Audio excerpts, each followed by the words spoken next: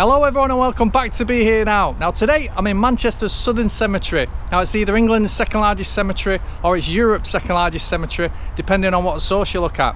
Either way, it's massive. And this year, 2019, it's 140 years old.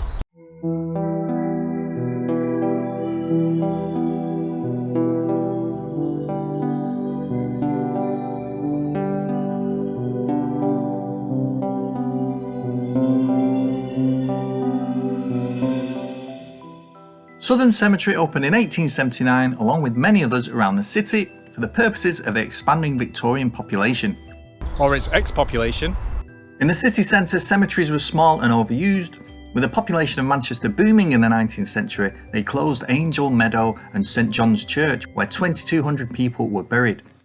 Cemeteries like these were so packed that bodies were not interred individually. Instead, they gently lowered the coffin into the ground for the funeral, and when the last mourner had gone, they'd take the coffin out, take the body out, stuff the body into a pit, and return the coffin to the funeral parlour.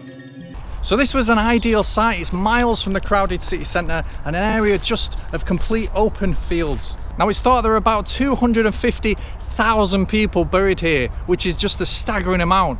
Now, as you can imagine, amongst them are some of Manchester's great and good, and frankly, not so good. So let me take you on a scattergun journey through time as we wander around the cemetery trying to find some of those famous names. Men and women whose lives not only shaped Manchester but the entire country throughout those years. Engineers, architects, businessmen, artists, pilots, corrupt politicians, and a famous football manager from Scotland. But it's not all happy memories. As you can imagine, a tour of a cemetery digs up all kinds of dark and horrendous stories. From plane crashes to train crashes, suicide, corruption and murder. Get comfy, it's going to be a bumpy ride.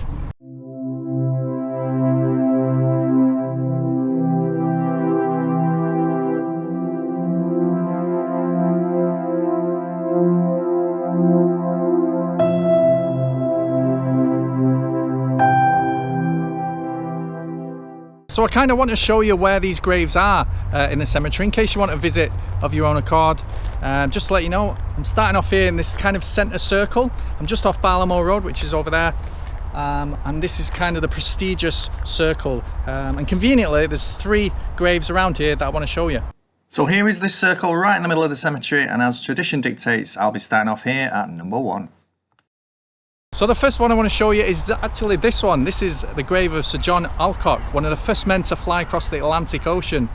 Now he was born in Manchester, and in 1912 he got his pilot's licence and flew in the First World War. Now in the First World War, planes were proper cutting edge technology, and there were very, very few pilots. They were used mostly towards the end of the war for spying over the enemy trenches, behind enemy lines, and occasionally for dropping bombs. But if you were a pilot back then, if you were flying back then, you were really, really a daredevil hero. So in 1913, the Daily Mail newspaper offered a prize of £10,000 to the first person who could fly non-stop across the Atlantic Ocean. So it wasn't until after the First World War had ended, on the 14th of June 1919, John Alcock and his partner Arthur Woodstock Brown attempted the flight.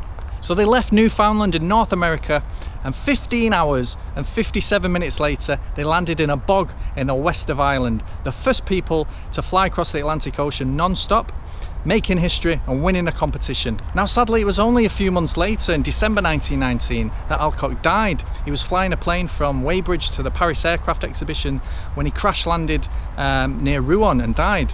But of all the people buried in Southern Cemetery, this John Alcock was probably the biggest risk taker. I mean, back then, if you were a pilot, like I say, you were a risk taker. You were somebody who was pioneering a technology that was frightening, that was deadly, that was still being developed in its earliest stages. So to fly across the Atlantic Ocean in 16 hours, less than 16 hours, was an amazing feat. But to get back in a plane and keep flying and keep pioneering this technology, that's heroic.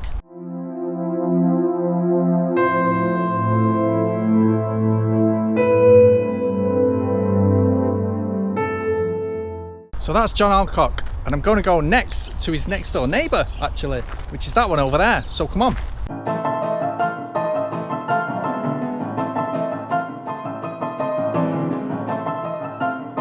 So Davies was a wealthy brewer in the early 20th century, but if that's all he was, then the likes of me wouldn't be stood here talking about him.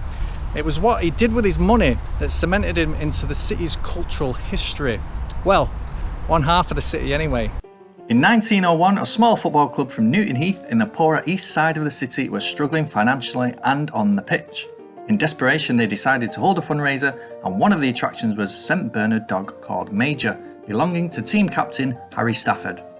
Now, as well as delighting visitors, Major carried a collection tin around his neck, full of coins and notes. On the last day of the event, he wandered off, eventually being found by John Henry Davies, whose daughter immediately fell in love with him. Davies returned Major to the event, hoping to buy him for his daughter. While there, he heard about Newton Heath's financial troubles and made a bold decision to invest some money in the club. A year later, he became club president, saving it from bankruptcy. He revamped the club, changing its colours from green and gold to red and white, and then its name. Manchester United Football Club was here. So if it wasn't for Davies' investment, the most successful club in English football history wouldn't have existed, and Manchester United wouldn't be putting the city back on the map in those gloomy post-war years when the city went into a gradual decline.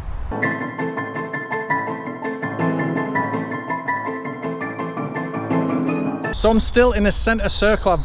John Henry Davies' grave is over there. And this is the next one. This is Daniel Adamson. I don't know if you can see it because the sun's directly behind it. Anyway, this is Daniel Adamson, and he was the wealthiest man in Manchester at the end of the 19th century. And he lived in Manchester's biggest house. It still is Manchester's biggest house, and it's called the Towers. And it's over in West Didsbury off Wilmslow Road. But I'm not showing you this because he was a wealthy guy. I'm showing you this because he was one of the pivotal figures behind the building of the Manchester Ship Canal.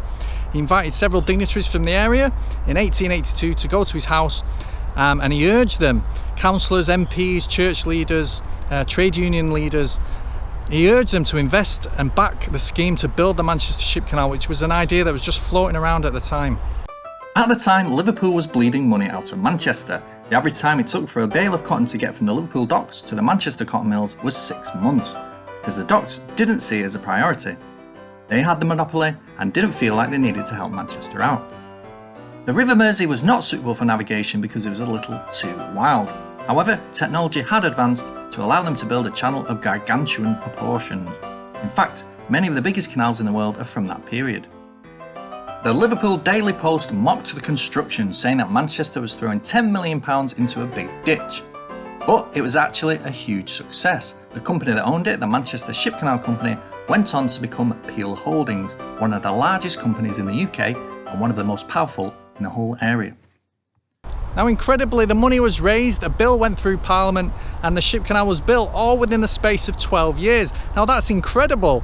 It's such a massive feat of engineering. It's a 35-mile long canal, deep enough for ocean-going vessels. It's up there with the Suez Canal and the Panama Canal, and it's all thanks to this man urging locals and investors to invest in the canal and get it done. Now, unfortunately, Adamson didn't live to see the ship canal. He died in 1890. So that's it for part one, everybody. I hope you enjoyed it. Now, there's plenty more famous people to find, so I hope you'll join me next time as we uncover the secrets of Manchester's famous Southern Cemetery.